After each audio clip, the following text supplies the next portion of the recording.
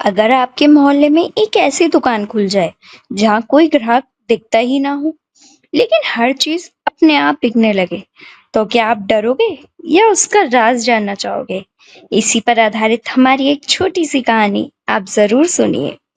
यह सवाल नवसपना नाम के छोटे से कस्बे के हर बच्चे की जुबान पर था, जहां बच्चों की खिलखिलाहट अब मोबाइल की स्क्रीन में छुपने लगी थी और खेल के मैदान बंद, दुकानों की पार्किंग बन चुके थे। पर इस भीड़-भाड़ और बोरियत के बीच 12 साल का एक बच्चा था, मनु, जो दूसरों से अलग सोचता था। उसे रहस्यमयी कहानियों से लगाव था। पुरानी किताबों की दुकान की धूल में छिपो किस्से उसके खजाने थे और उसके सपने किसी खजांची की अलमीरा में बंद नहीं रहते थे। वो हर रोज एक नई खोज में निकलते। एक दिन जब वो स्कूल से वापस आ रहा था, उसे एक बिल्कुल नई दुकान दिखाई दी, पुरानी और जर्जर सी दिखने वाली। लेकिन नाम सुनकर ही दिल धड़क जाए। उस दुकान का नाम था सपनों की दुकान। यह दुकान बाकी दुकानों से बिल्कुल अलग थी। इसका कोई दुकानदार नहीं था, कोई गार्ड नहीं, कोई प्रचार नहीं और अंदर बाहर दोनों तरफ कोई इंसान नहीं दिखता था। लेकिन सबसे चौंकाने वाली बात, हर सुबह उसके दरवाजे के बाहर लिखा होता, कल की बिक्री 127 वस्तुएं, और साथ में पूरा गल्ला पैसों से भरा होता। कस्बे के लोग हैरान थे। भूतों की दुकान है, किसी वैज्ञानिक की गुप्त प्रयोगशाला होगी, शायद कोई भविष्य से आया इंसान है। पर मनु को ये सब जवाब नहीं चाहिए थे, उसे सच्चाई चाहिए थी, और वही उसे खींच लाई इस रहस्य की गहराई में।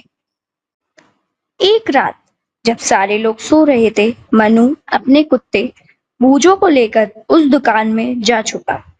दुकान के अंदर का दृश्य किसी जादुई फिल्म से कम नहीं था।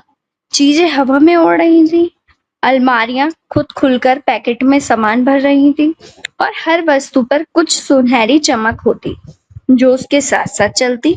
मगर कोई इंसान था ही नहीं, ना ग्राहक ना दुकानदार।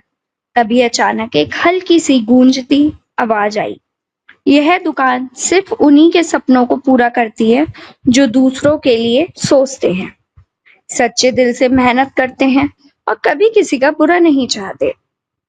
मनु डर गया, लेकिन पीछे हटने के बजाय उसने पूछा, कौन हो तुम? और तभी सामने एक रोशनी फैली और एक जादुई आत्मा प्रकट हुई, हवा जैसी, मगर आंखें उम्मीदों से भरी। वह आत्मा बोली, मैं उन सभी बच्चों की इच्छाओं, अच्छाइयों और अधूरे सपनों से बनी हूँ, जिनके सपनों को दुनिया ने कुचल दिया।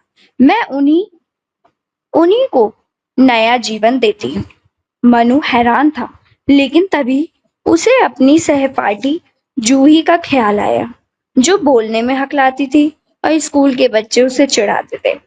उसका सपना था, एक दिन मैं मंच पर कविता पढ़ूंगी और लोग मुझे चुपचाप सुनेंगे।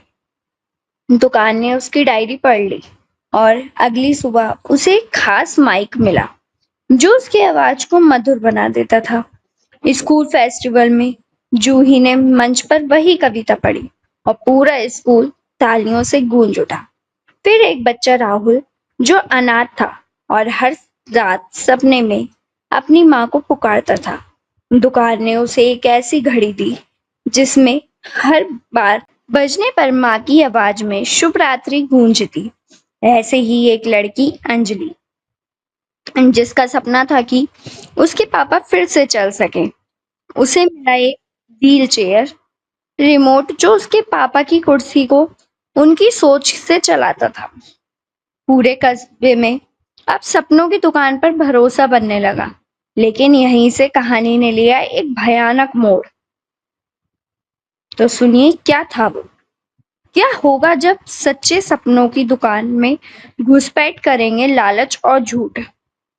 चलिए जानते हैं। कुछ बड़े लोग अब दुकान को लालच और शक्ति के लिए इस्तेमाल करना चाहते थे। किसी ने सोने की मशीन मांगी, किसी ने अंधेरे में चुराने वाला चोर जैकेट और किसी ने तो भविष्य देखने वाला शीशा मांग लिया। दुकान पहले चुप रहे, लेकिन एक रात सब बदल गया। उस रात दुकान से काले धुएं का गुबार उठा। सारी चीजें उल्टी गिरने लगी और जिन लोगों ने लालच से मांगी चीजें ली थी, उनके घरों में तूफान सा मच गया। मशीनें बिगड़ गईं, बीमारियां फैलने लगीं और डरावनी आवाजें रात भर उनके घरों में गूंजती रहीं। कस्बे में डर बैठ गया और तब लोगों ने फिर से मनु की तरफ देखा। तुम ही इसे समझ सकते हो, तुम ही हमें बचाओ। मनु दुकान के अंदर गया और आत्मा से पूछा, अब क्या होगा? आत्मा बोली, अब ये दुकान बंद हो जाएगी, क्योंकि लोग सपनों को जीने नहीं खरीदने लगे हैं। मनु ने विनती की, नहीं, हमें एक मौका दे दो, हम सच्चे सपनों को फिर से सिखाएंगे। आत्मा ने कहा, अगर तुम 24 घंटे में 100 ऐसे सपने लाओ जो सिर्फ दूसरों के लिए हो, तो मैं लौट आऊंगी और दुकान भी। अब मनु ने पूरे कस्बे में दौड़ना शुरू किया।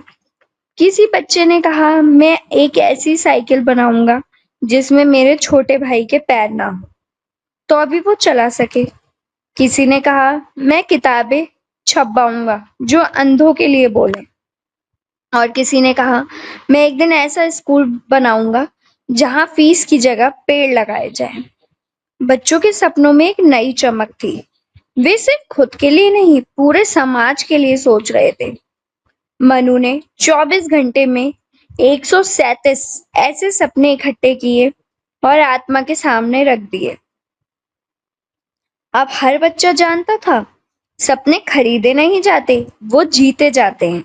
और उनकी सबसे बड़ी दुकान हमारे अपने अच्छे कर्मों में होती है। आत्मा मुस्कुराई और एक सुनहरी रोशनी के साथ पूरी दुकान फिर से चमकने लगी। अब वो सिर्फ एक दुकान नहीं रही, बल्कि हर बच्चे के दिल में बस गई। और जब भी कोई बच्चा सच्चे दिल से दूसरों की भलाई का सपना देखता, उसे वही आत्मा एक नन्ही सी रोशनी बनकर राह दिखाती। इस कहानी से हमें क्या शिक्षा मिली?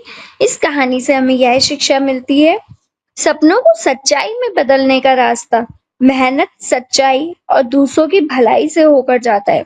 और जो दिल से अच्छा करते हैं, उनके लिए सारा ब्रह्मांड दुकान बन जाता है।